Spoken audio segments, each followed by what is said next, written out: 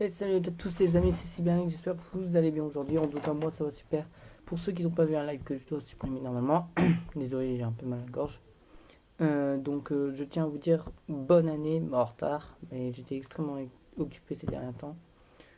Donc aujourd'hui, c'est ma deuxième présentation de deck profile sur cette chaîne.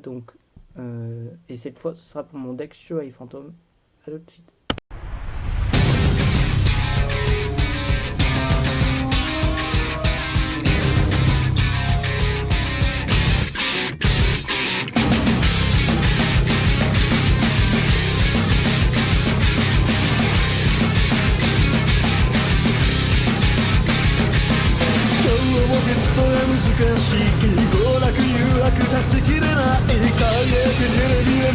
Donc comme je vous l'ai dit, je vais vous présenter mon deck Chevalier Fantôme qui de base est censé aller au tournoi. Sauf qu'en réalité, je vais aller au tournoi avec un deck PK Orcust, donc Chevalier Fantôme et Orcust, qui est un nouveau archétype concernant Héritage du Monde qui est sorti dans Soul Fusion. Et qu'il y a le nouveau monstre Chevalier du Cauchemar Orcust qui est sorti dans Savage Strike, que je vais mettre en 2 fois peut-être dans mon deck Orcust. Mais voilà.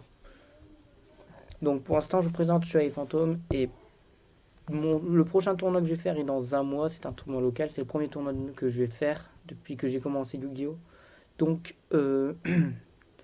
j'essaierai de vous présenter un deck Chevalier Fantôme et Orcust parce que j'ai pas toutes mes recherches et je trouve ça bien dommage.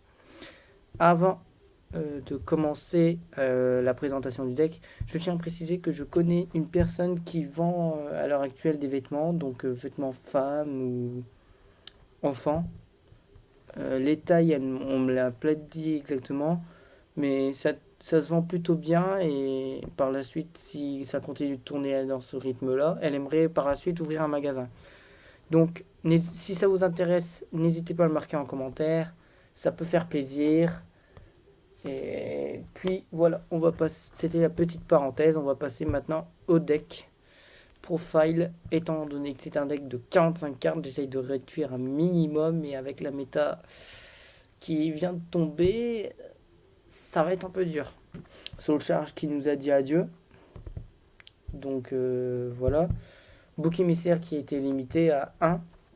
Donc voilà, j'ai vraiment essayé de réduire un minimum pour dire que voilà quoi. Donc, pour commencer, 3 anciennes capes.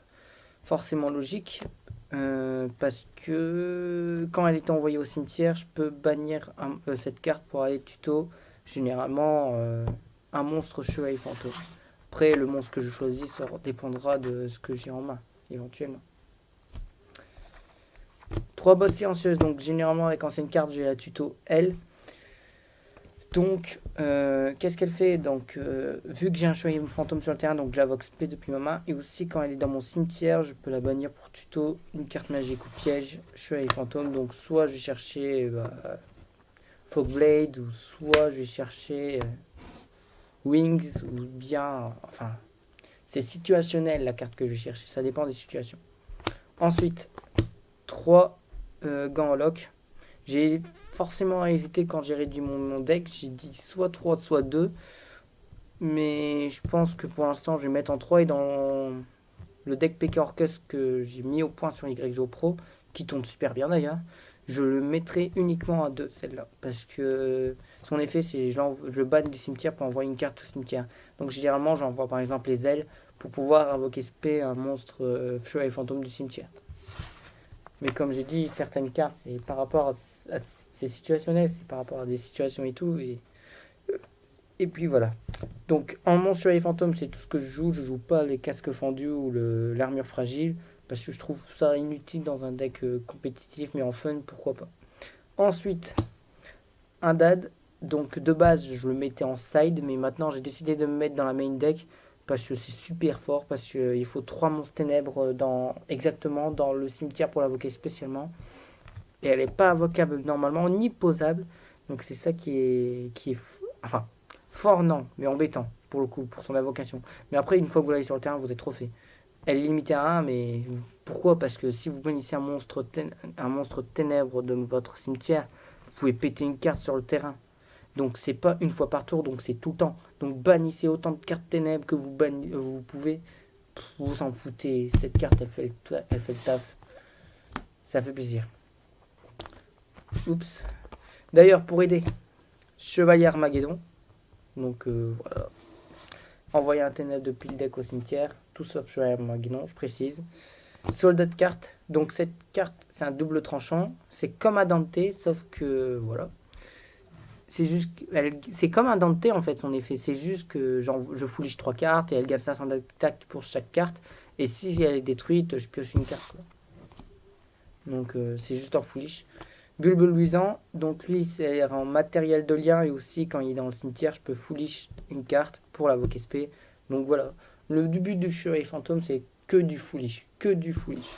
Donc si vous avez un maximum de cartes pour le fourliche, c'est pas mal. Mais normalement, je tiens à préciser que si je pouvais, je mettrais un mathématicien dans le deck au lieu de soldat de carte ou de bulbe luisant, tout simplement. Pourquoi? Parce que c'est comme un chevalier Armageddon. C'est juste que voilà quoi. Ça aurait été fort. Ensuite, 3 capitaines en maraude. Donc mes monstres guerriers, tant qu'elle est sur le terrain, mes monstres guerriers peuvent pas être ciblés au combat, je crois.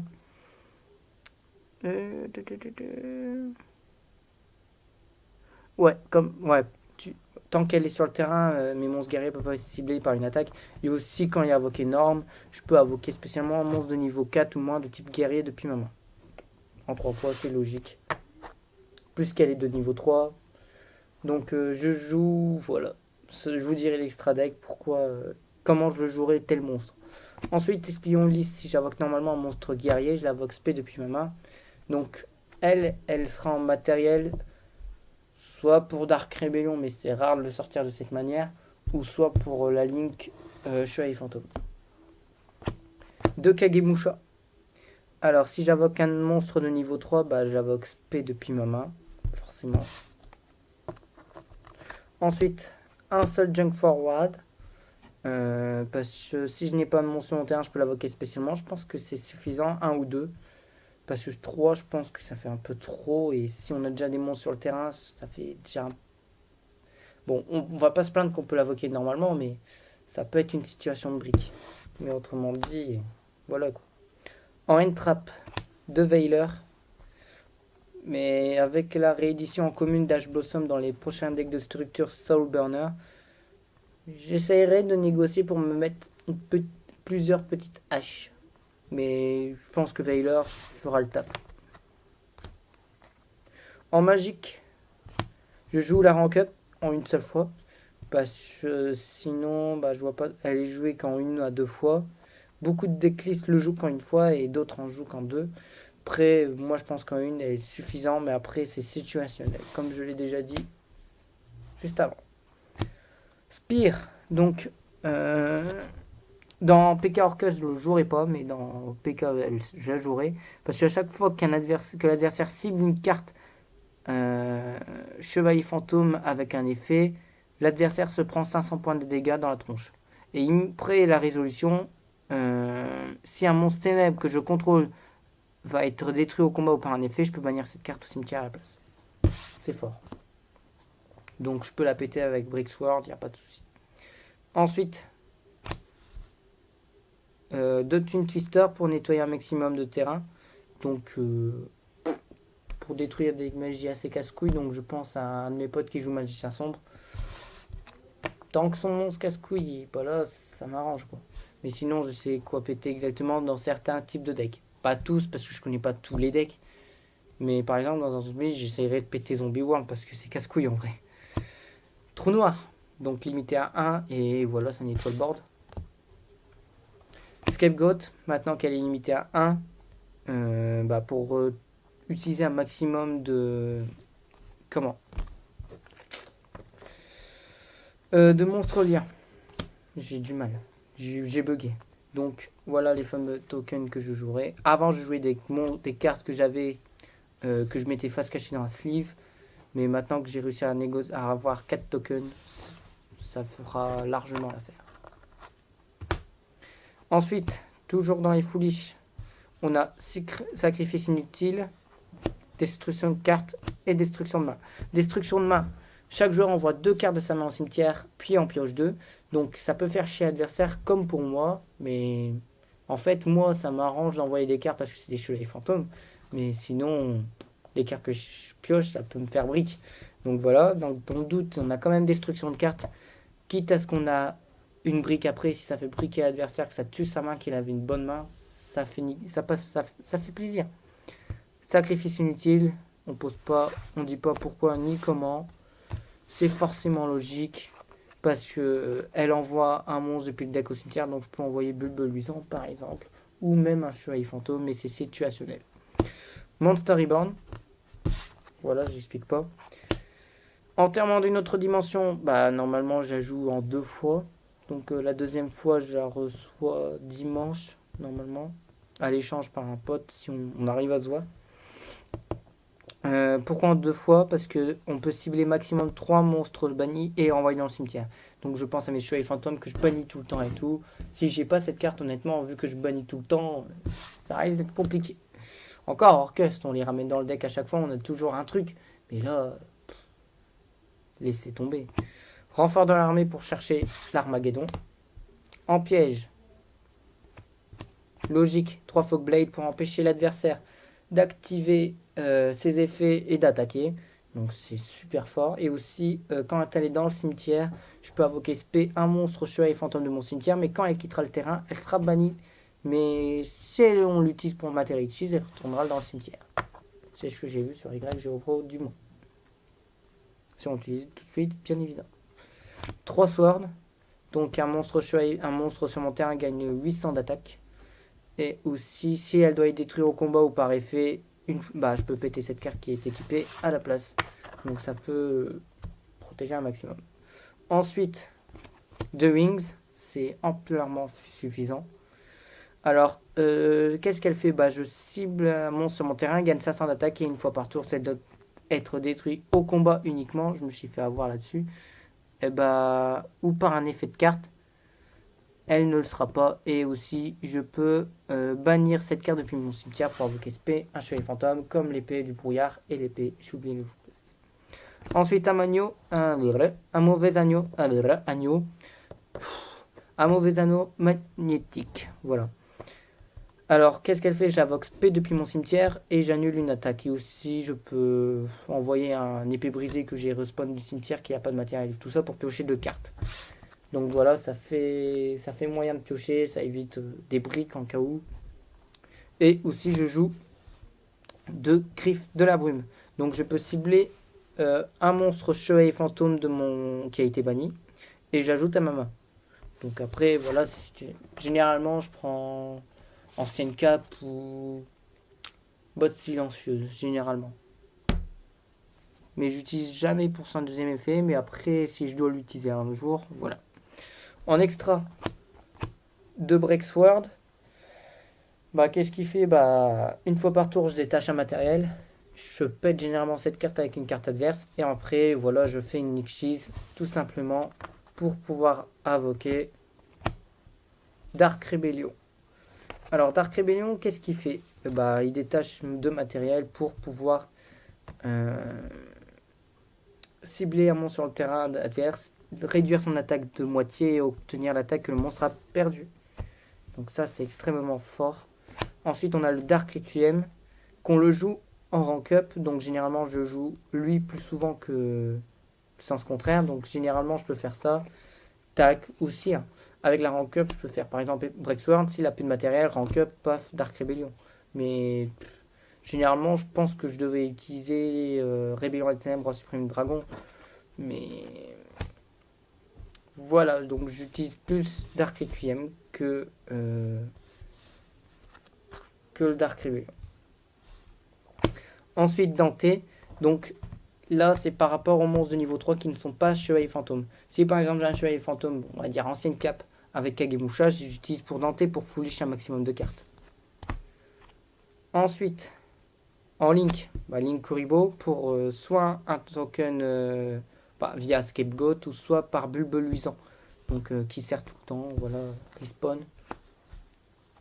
Un Link Spider, toujours par rapport à Scapegoat. Proxy, donc situationnel, mais généralement pour Scapegoat. 2 Bardiche rouillé. Alors, faites attention. J'ai un pote à moi qui joue PK Orcust. Et il joue la Link. Il pensait utiliser cette Link-là pour pouvoir invoquer l'Orcustron. Sauf que le problème, c'est que c'est marqué dans son effet. Elle peut pas être utilisée pour une invocation d'un monstre lien. C'est ça qui est plus embêtant. Mais ce qui est avantage de tout, c'est d'envoyer une carte depuis le Chevalier Fantôme depuis le deck au cimetière pour pouvoir poser une magie piège Chevalier Fantôme depuis le deck. Donc généralement on fait ça pour répeler du brouillard. Décodeur bavard avec le pouvoir codeur. Pouvoir codeur pour dire de gagner de l'attaque. Et décodeur pour de l'attaque aussi pour negate. Mais je pense que je vais enlever pouvoir codeur et mettre le Dark Rebellion. Toujours en Link 3, Trisbana. Bah, voilà, pour bannir un maximum de cartes adverses. Donc, essayez de bannir par exemple des zombies. Je sais, je suis chiant avec les zombies, mais je les aime pas. Je pense que les 2 decks que je déteste le plus, les 3 decks que je déteste le plus en ce moment, c'est Sky Striker, Thunder et Zombie. En Link 4, bombe topologique. Donc elle nettoie le board. Donc, et ainsi ça fait un max de damage dans le doute. Et aussi la pépite du deck, Borelgarde. Donc Borelgarde, je peux par exemple péter. Allez, admettons, faudrait que ce soit un malheur que Fogblade reste sur le terrain après que le monstre voilà, est parti, mais ça m'arrive. Et bah Borelgarde, bah lui qu'est-ce qu'il fait? Bah je pète par exemple le Fogblade qui reste sur le terrain pour rien, pour ramener une carte qui a été envoyée ou détruite, détruite ou envoyée au cimetière ce tour, mais dans un marqueur qui pointe. Donc je peux ramener par exemple Rexhorn, ensuite enchaîner avec Silent Boots, le bannir pour pouvoir chercher la rank up. Bon, normalement c'est Borload, mais en attendant Borelgarde, c'est suffisant. En side, on met un illusionniste d'effet. Comme ça, on en aura 3. Ça dépend des types de deck. C'est toujours situationnel. 2 Pancratops, parce que depuis sa sortie, beaucoup de personnes la mettent en side. Bah, tout simplement parce que si l'adversaire a plus de cartes que nous, que moi par exemple, j'invoque spécialement. Et aussi, je peux sacrifier cette carte pour détruire une carte sur le terrain. Ce qui est comme un Queen Twister. Mais sauf que c'est n'importe quelle carte. Un Mind Control, donc toujours pour prendre une carte adverse pour essayer de faire un maximum de damage, quitte à ce qu'elle lui rende à la fin du tour. Voilà. De Cold, bientôt 3 si j'arrive à en trouver une. Pour Foolish, tout simplement. Foolish, non, j'ai confondu avec une autre carte. Tout simplement pour cette carte, pour les N-Trap, tout simplement. Anti-N-Trap. Donc pour H-Blossom, tout ça, ça fait chier. 2 Force Miroir. Pour nettoyer le board, c'est vraiment en cas de deck, voilà. Mais c'est rare que j'ajoute. Et aussi pour accompagner la lanceur de Force Miroir pour tuto une Force Miroir. Donc si je dois side une Force Miroir, je mets la lanceur avec. C'est sûr à 100 000%, comptez là-dessus. Puis 2 hommages torrentiels. Donc pour nettoyer un peu le board. Un avertissement divin. Sacrifier la moitié 2000 points de vie pour annuler une invocation et pour le détruire après, c'est fort. Et jugement solennel qui est le même principe que avertissement divin, sauf que ça peut annuler aussi quelconque effet. Mais il faut sacrifier la moitié des points de vie. Donc, je vous ai présenté ma main deck. Maintenant, je vais vous faire une petite démonstration vite fait de ce qu'on peut faire avec un deck Chevalier Fantôme et Orcust. Donc voilà, mon deck est là, mon extra, il est là. Donc ce deck Chevalier Fantôme ou Chevalier Fantôme Orcust est fait pour commencer premier, pour pouvoir placer un maximum de cartes. Bah, généralement, bah là on a une très bonne main, donc on a vraiment de la chance. Donc j'invoque spécialement déjà le robot impatient. Puis j'invoque normalement le capitaine Ormarod. Avec son effet, j'invoque les bottes silencieuses. Je vérifie juste un petit truc. Ok. Donc, ce que je vais faire tout de suite. Non, c'est comme ça. Voilà. Je fais une X3. Plutôt comme ça. Pour Dante. Je sais pas si vous voyez correctement. Ouais. Alors, j'active son effet. Je détache. Pas lui pour le coup. Je détache Silent Boots pour meuler 3. Donc j'ai meulé Captain Ormarod. Fogblade qui fait énormément chier. Et l'illusionniste d'effet. Ce qui fait encore plus chier. Donc après je set une carte. Ensuite j'active Fogblade du cimetière. Je vais le bannir pour invoquer SP. Silent Boots. Ensuite j'ai Foolish. Donc maintenant je vois plus l'intérêt de garder ces cartes. Dans le doute, je préfère jouer tout de suite Trisbanna. Tout de suite. Parce que après. Voilà. Ensuite, j'active Silent Boost du cimetière. Le bannir. Tuto une carte. Chevalier fantôme. En l'occurrence, c'est plus du brouillard.